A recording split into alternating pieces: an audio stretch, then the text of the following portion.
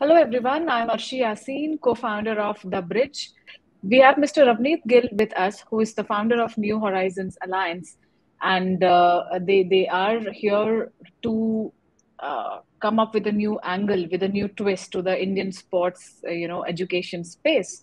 So Ravneet is also a former banker, and right now Ravneet has taken this, plunge to bring AISTS to India, AISTS to India. So, Ravneet, please share with our audience about your journey so far. What made you to decide to come up with AISTS India? First and foremost, actually, thank you for having me on the show and thank you for the introduction. The first time I really thought about AISTS India and potentially bringing them to bring AISTS and bringing them to India was way back in 2011. Even at that point in time, what I thought was that one missing piece in the development of Indian sport was education.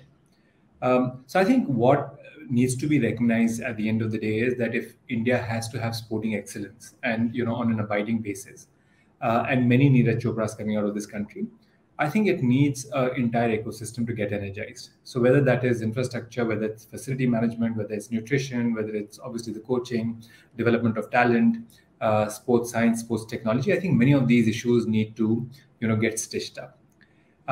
And what we saw with AISTS was that they had a curriculum which was very rich, very advanced, and which addressed all these issues.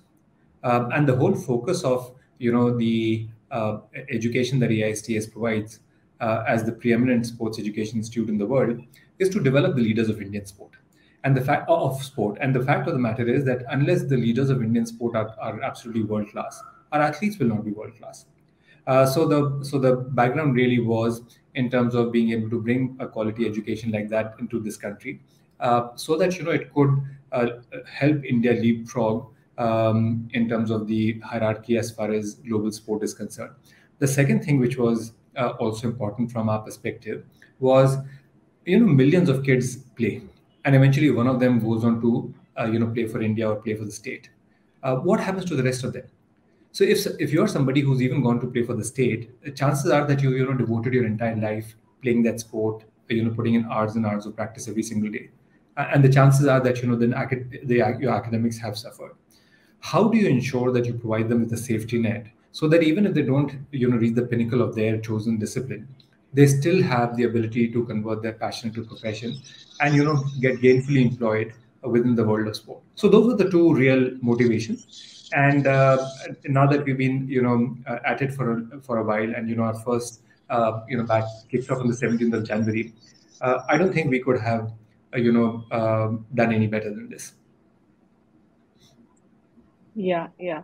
So AISTS, which stands for International Academy of Sports Science and Technology, and it will provide a complete, holistic development of the sports management professionals. So if I have to ask you, Mr. Ravneet, how is this curriculum going to be different from the existing ones, which are already there in the ecosystem? I think if you look at a lot of the current programs that are available, and I say this most respectfully, most of them have focused really on sports management, sports marketing, right? If you look at subjects like sports science, sports medicine, sports technology, I don't think that there has been that much focus or emphasis on that. The other thing that needs to be understood is that when we talk about things like medicine, sociology, law, science, technology, things move, progress, and keep getting upgraded. How do you make sure that Indian athletes and Indian sports administrators have access to absolutely the most cutting edge domain expertise in all these areas? So I think there were certain areas which were effectively speaking blind spots, whereas where Indian sports education was concerned, we wanted to plug those. Second is, like I said, that at the end of the day, things are changing. Today, look at the role of technology in sport vis-a-vis, let's say, even 5 or 7 years back. Uh, it's not enough to be able to provide that technology when it comes to the training of athletes, etc. It's very important that the administrators, the coaches, etc., managers understand how to use that technology. At the end of the day, it's not data is not the important thing. What is important is data analytics. How do you bring a Right. mindset change and you bring in the best practices in the world here? That is what the motivation was. So I think there are some very good programs which are available in India even today.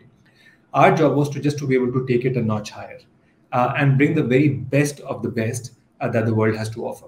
I mean, why should we settle for anything which is, short of the number one in the world? Yeah, yeah, that's absolutely true. And with AISTS being directly, affiliated to IOC, it will bring the expertise of that part of the world and to our country. So all of us are really looking forward to it. So I think the IOC is one part of it, Archie, and obviously then that creates a lot of connectivity, opens a lot of doors. But the other founders of AISTS also are institutions like IMD Business School, which is one of the top MBAs in the world, Ecole Hotelier, which is the world's top hotel management institute, University of Geneva, University of Lausanne, EPFL, which is the top science and technology research institute of Switzerland. So what they have done effectively is, from each of the parents, they take domain expertise. So if it's management, accounting, finance, it comes from IMD, leadership. If it's services related, it comes from Ecole Hotelier. From science and technology comes from EPFL. Law comes from University of Geneva. So what they do is that they get absolutely the very best, in terms of the domain knowledge and expertise from each of these, founders. So then, if you look at it from a holistic standpoint, what it does is effectively makes you a totally well-rounded 360-degree professional.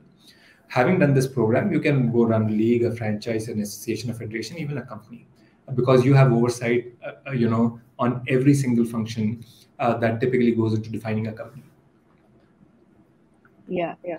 So, Mr. Gill, do you think that as an ecosystem we have reached a point where talking about holistic, bringing tech into the ecosystem, bringing a good infrastructure, because right now if you see, yes, a lot of good things are happening in the Indian sports ecosystem, but at the same time there is this another point of view which is going on, that the speed for growth and the pace is slow as compared to what we are expecting. And yes, right now, this year Olympics, we did phenomenally well, but a country with a huge population, we expect to a lot more, right? And talking about the sports management students, especially, a lot of students, they face this problem of, where do we get placed? This is something which I'm sure you also often get to hear from students, right? Like, what other places? Can you comment on that front? But uh, I want to hear from you, like, how are we planning to bridge this gap on the vertical, on the complete ecosystem? Yeah. So I think that's a good question, and I will give you. I'll break that answer into two parts. The first part is that when we say that the pace of progress that we're seeing in Indian sport is not quick enough, every time something is not quick enough or not good enough, we say the government is not doing enough. At the end of the day, you have to understand that the government has limited resources. They also have to look after primary health, primary education, so many other factors besides sport. And to my mind, I think that actually the government is doing a lot. Whether it's Khelo India, Fit India, pushing the Prime Minister coming on the out there, promoting sportsmen, lauding sports people. I think these are important because these are, signals which the rest of the country picks up. My question is that just as you decided to set up the bridge, right, because you thought that that was a space which was missing, you took that personal initiative. You did not wait for somebody to come and encourage you, fund you, Correct. push you along. It was a self-motivated effort. If the pace of development of sport in this country is not quick enough, I think we are to blame. As individuals, what are we doing? I mean, it's simple to point a finger at somebody else. It's a question of taking responsibility for yourself. And when we started thinking about AISTS, it was as much a building a commercial franchise as it was about, making sure that we strengthen the sporting fabric of this country. So that is number one, that each one of us has to take responsibility. I'll just give you one data point. If you look at the total CSR spend of corporate India and see how much of that actually goes into sport, it's pathetic. Yeah. How do you make sure that more of that money actually gets streamed into sport? It's important, right? From a national esteem perspective, from a national, prestige perspective. I think it's important that we have become a sporting superpower, given the fact that we are such a young nation, right? The second aspect of it is that, when we talk about jobs, we are caught in a bit of a time warp, right? So when I say we are caught in a bit of a time warp, our understanding of Indian sport is federations, associations, which were run by, let's say, politicians, bureaucrats, whoever else it is. Things are changing. If you look at IPL, PKL, ISL, Then, of course, some of the initiatives that the government is coming up with, lots of private sector, companies which are getting into sport, promoting sport in a big way. I think these are very good signals. And what it really means is that Indian sport is getting professionalized, is getting commercialized, and as a result of which, what will happen is that the jobs in Indian sport will go up multifold. But more importantly, the job content and the compensation they will carry will increase significantly. Now, take a step back and think about a process of professionalization and commercialization. Suddenly, everybody's expectations increase. So, if it's a franchise that you work for, their expectation increases. If there are investors in the franchise, their expectation increases. The sponsors and advertisers, they want the return on investment. The broadcaster wants, a certain quality as well. You will not be able to deliver on all these unless you have qualified sports professionals. Earlier, the question was that if you became a qualified sports professional, how much more could you potentially earn than somebody who was just an event manager, right? And that was to a very large extent true. But I will say this to every youngster who aspires to have a career in sport, that please don't drive looking in the rearview mirror. I think the times ahead for Indian sport and the jobs it will create is phenomenal. Okay, I mean, each one of these leagues is now coming to fruition, has reached maturity, realizes the commercial potential. And suddenly you will see that, that will also have a trickle down effect as far as the state federations, the associations are concerned. Now, how quickly that happens, each one of us needs to act as a catalyst for that. It can take 10 Yeah. years, it can take 5 years, and it can take a year and a half. My sense is that in the next 18 to 24 months, the whole scenario of Indian sport will be very different from what it is today, and will have great opportunities for young professionals. Yeah, yeah, that's true. Actually, when you spoke about when I started, and I can relate to this so much because it's been 4 years of my entrepreneurial journey, and I still feel we have such a long way to go. And the professionalism and the understanding, especially, being trying to gauge the subject matter experts of various domains. Right now, we as an industry, sports is not even recognized as an industry, so we have to take this to that level, right? I'm glad that you have come up with the AISTS India. So tell me one thing. I remember when we met last time, and you spoke about the professors who will take the classes, right? And a lot of people will be there from Switzerland as well. So see, obviously the ecosystem there is a lot more mature as compared to India, and their way of teaching or their way of providing the knowledge is as per their country's ecosystem. So don't you think there is a gap in that part? Because our again, the sports ecosystem, I'm repeatedly talking about this because here things are different. A lot of candidates whom I have come across is that they have done the degree, they have done the sports management courses from other countries, and then they come back to India. And when they try to apply their knowledge, things are different here, right? So, how does AISTS plan to tackle on that gap? So, three points I'd like to make with respect to that. Some of the programs which AISTS offers are very advanced, and they're very cutting edge. And in some of those some of those areas, we thought that there may not be enough scholarship available in India for an Indian faculty to be able to do full justice. And what we didn't want was that you bring a world class program, but there's a lot lost in translation because of the grip on the subject that a professor may have. So that was number one. Number two is this is like saying that an MBA in Harvard should be different from an MBA in Ahmedabad. We need to have best management practices. We need to have the best financial engineering skills. We need to have the best accounting skills. We need to have, the best leadership skills. We should have the best man management skills. Why should we not, benchmark ourselves to the very best there is? Because at the end of the day, sport in India.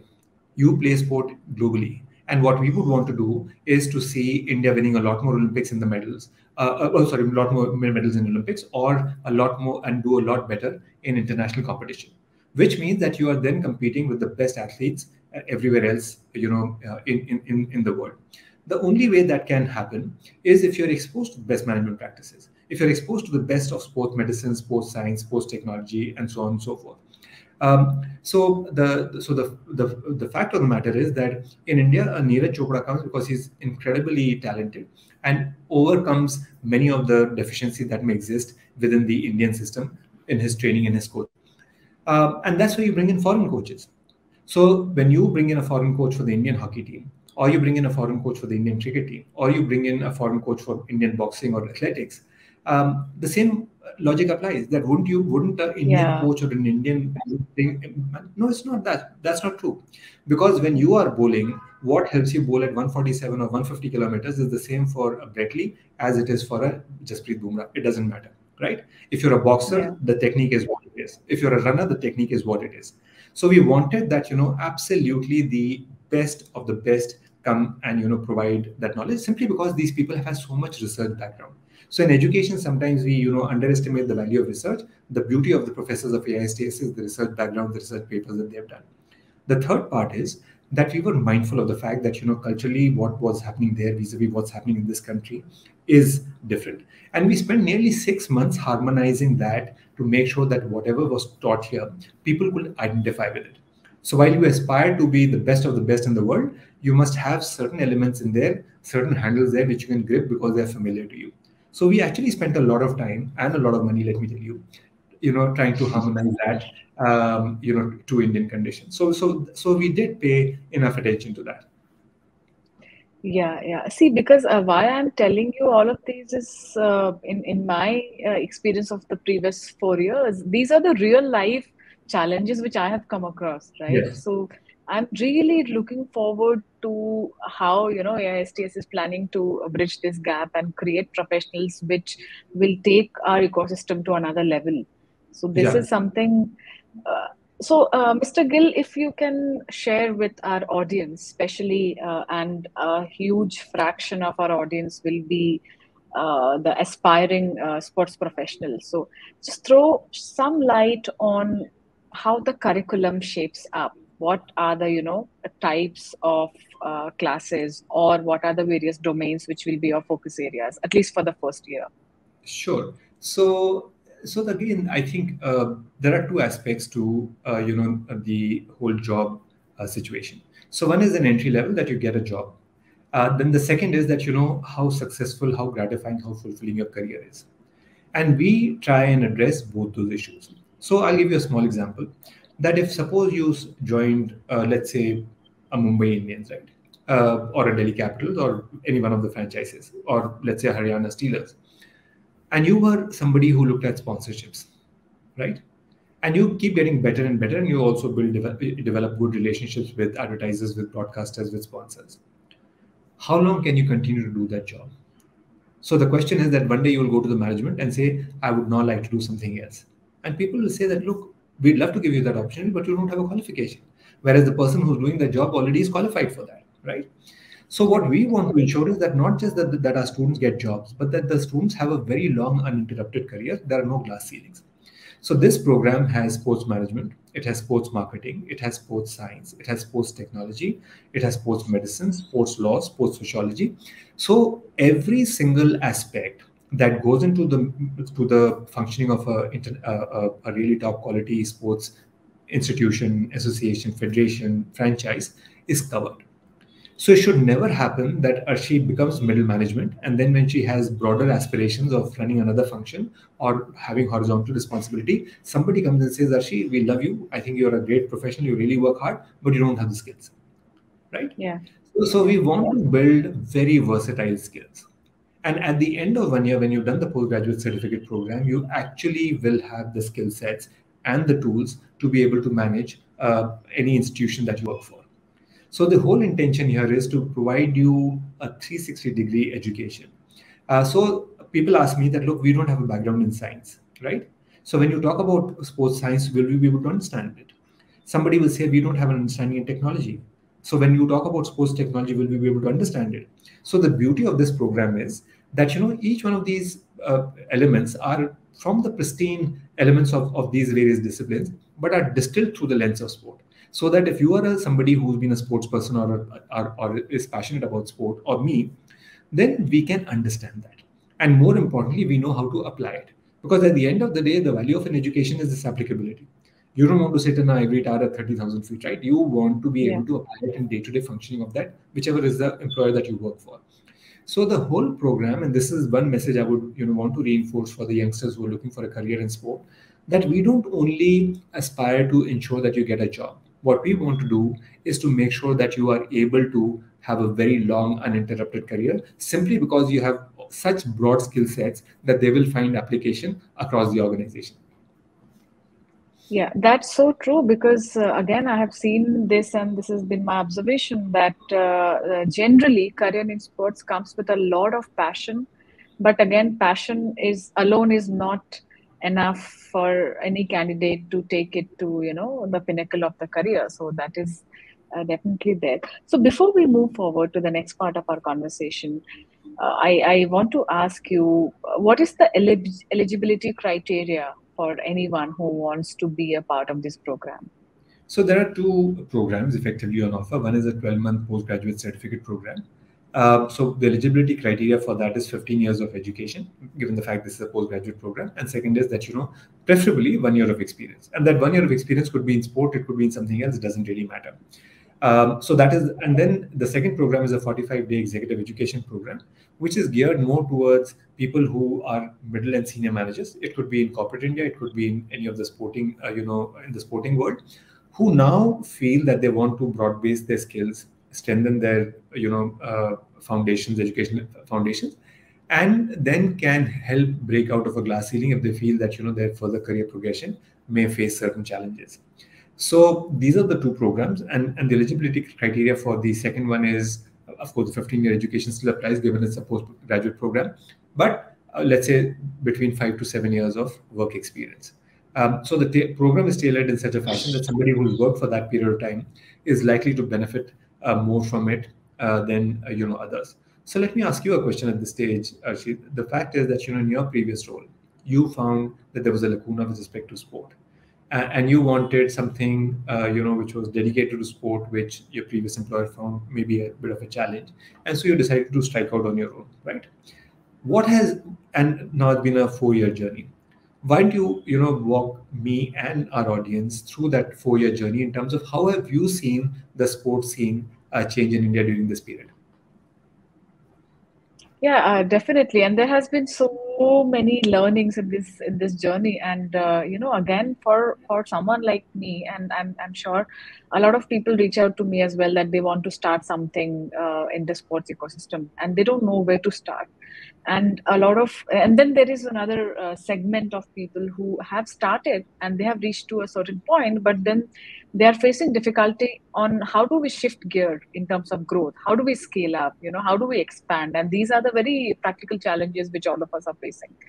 And now in terms of from my journey, obviously, uh, my learning has been that yes, passion is one thing, but constantly all of us, especially the first time entrepreneurs like me, we have to work on ourselves in upskilling our own domain. And being an entrepreneur, it's a beautiful thing that you once you are running an organization, you are supposed to know more than one vertical, right? All of the verticals, and this is something which is not taught to us, right? We just learn hands on while we are trying out every time new thing.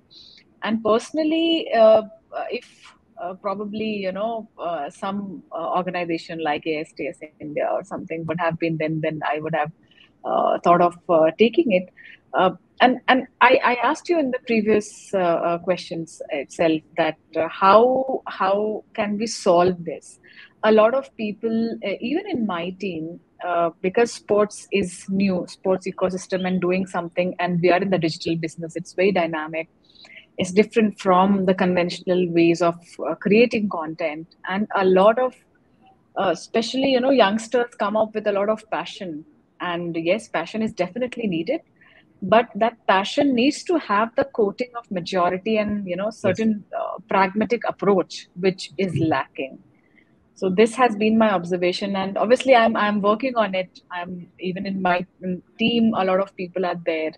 The growth, when we are the leaders of the organization, we also have to think of the individual growth of each of your team members, right? That's How do we make sure that they are upskilling themselves? How do we make sure, let's say today, I want to, like the best example which you gave, like I want to have someone who is a lot more experienced and who holds the degree that way to join our organization. So why can't I empower one of my existing team members who is probably, who will not have 10 years of experience, but if I can put in effort on the leadership training of the candidate, right? That will be helpful. That will empower the person.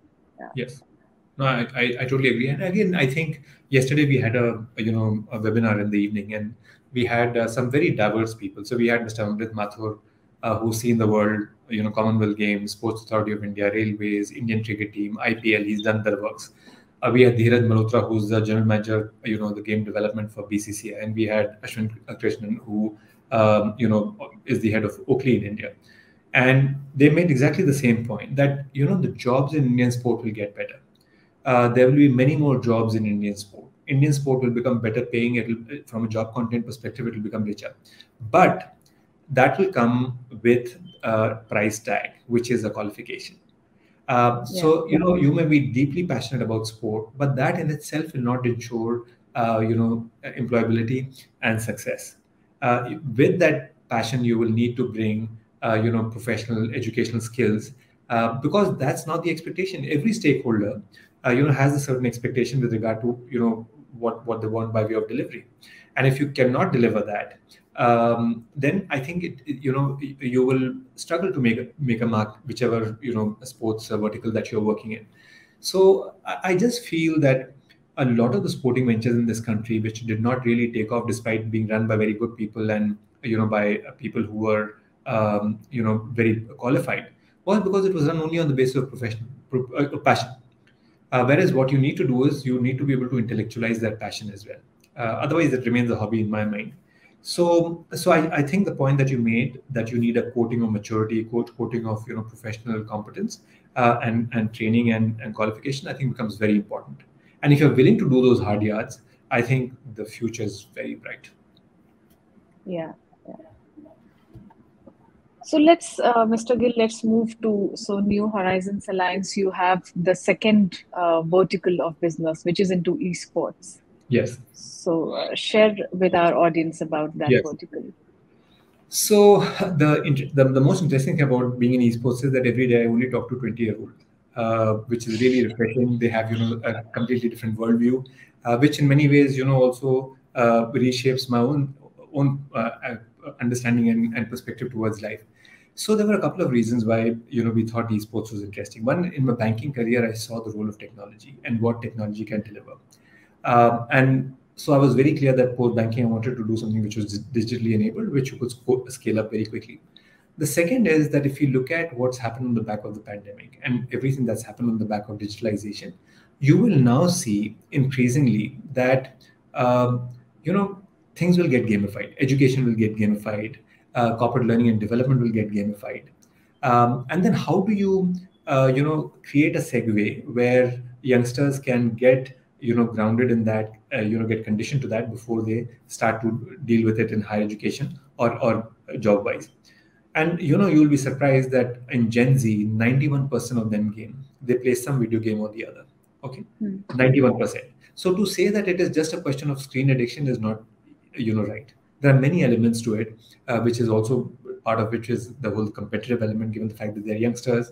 There is a whole thing with respect to community building, the social aspect of it. So what we said was that, look, let's try and aggregate communities of gamers. Okay, communities today are getting built digitally thanks to social distancing and everything else. And we said that how do we build digital communities, and which are transnational, which are global in nature. And I could not think of a better means than esports. The second part of it was, very early in the piece I realized that there's a big disconnect between parents and kids on gaming. Right? Parents see it as a waste of time, and they see that kids end up spending too much time in front of screens, and which also leads to anxiety, digital anxiety, and physical disorders, etc. So I started to scout around for a really advanced esports education. met many people, spoke to many organizations. Eventually, we tied up with the North American Scholastic Esports Federation, which is, as the name suggests, is based in the US, um, which had come up with a phenomenal program which used gaming to impart education. And they did three things. The education part, one was all the STEM skills. Second was more fluency with technology, and third was the social and emotional development of these young people, given the fact that gaming is a young person thing. So we put these two together, and we felt that we could make a meaningful difference in the lives of gamers, and more importantly, bridge the divide that exists between parents and kids on gaming. That actually you can also use gaming for very very constructive purposes, educational purposes, and actually build careers around that. And the Yeah. final point I will say is that if you see today, the crossover between traditional sport and esport is happening very quickly. So, there were 5 demonstration virtual sports in the Olympics. In the 2022 Asian Games, esport is a medal sport. So there is great growing recognition and realization that esport will become a mainstream sport as well, right? And it's a question of time before it gets to the Olympics too. So, keeping all these factors in mind, we decide to get into the esports business. And do remember that India will become one of the gaming capitals of the world, given the demographics that we have, given the internet connectivity that we have, given the fact that our kids are very good technologically. And finally, is that India has become the back office for animation globally. So if you put all Mhm. these factors together, it's almost inevitable that India will become one of the gaming capitals of the world. So we said that let's get to a place a little before time, and try and see if we can make a material difference to that whole vector. Yeah, definitely. We will be looking forward to this as well. And I'm sure there will be crossover between AISTS India and the esports vertical in It terms is. of the sports management. Yeah, Yeah. I think if you look at education per se, at the end of the day, the role of a good education is it should help you navigate the future as well. So what you're studying today should not just be relevant to today. It should hold you in good stead for the future as well. And like I said, that you will see education and corporate learning development getting more and more gamified. And then we have always noticed, and there's enough empirical historical evidence on that kids learn best when the learning happens to be immersive. And today, if you want to use a platform for education which is truly immersive, there is no better platform than gaming. Yeah, yeah, right, right. Great. So, Mr. Ravneet, we will be signing off, and it was a pleasure speaking to you. And all the best for ASTS. We are on board as your partners, so we will be constantly talking about sports education and the entire sports ecosystem and the growth part of it. No, so actually, that was going to be my last point with respect to the fact that we feel exceedingly happy and proud to tie up with the bridge. One of the things you said, that how do we change the sporting ecosystem in this country? I think the quickest and the best way to change it is through partnerships between like-minded people. Okay. We obviously did a lot of our own background work with respect to the bridge. The values that you stand for, what were the motivations for setting up the bridge, what difference you made over the last couple of years in the sporting landscape here, how you've given visibility to sports other than cricket, in terms of all of that. And it's to be able to carve out a niche for yourself in a super crowded space like the digital world is not simple. So I think, heartiest congratulations to you and the team for what you've achieved as the bridge over the last couple of years. Like I said, that we are really chuffed about the fact that we have tied up. And I feel very, very confident. I mean, it's not just a feeling. I think it's a conviction that I think we will achieve some really great things together, Archie. Thank you, Mr. Gill. And yeah, let's stay connected, and we will Absolutely. be planning a lot more of knowledge sharing sessions. No, we very much look forward to that. We will very proactively share with you our journey, both on the education side as well as the esports side. And with your community, I think there's plenty that we will be able to do together. And like I said, that when we set up the company, we called it the New Horizons Alliance, and the whole purpose of naming it like that was that we will discover new horizons on the basis of the alliances that we build. So we see this as a very strategic partnership. Continue to do the great work that you're doing, and like I said, that I feel convinced that we will achieve some really great things together. Yeah. I'm sure, and we all of us are in this together, and let's bridge the gap in Indian sports together. Absolutely look forward to that. Thank you so much, Arshi. Pleasure being on your Yeah. show. Thank you. Thank you.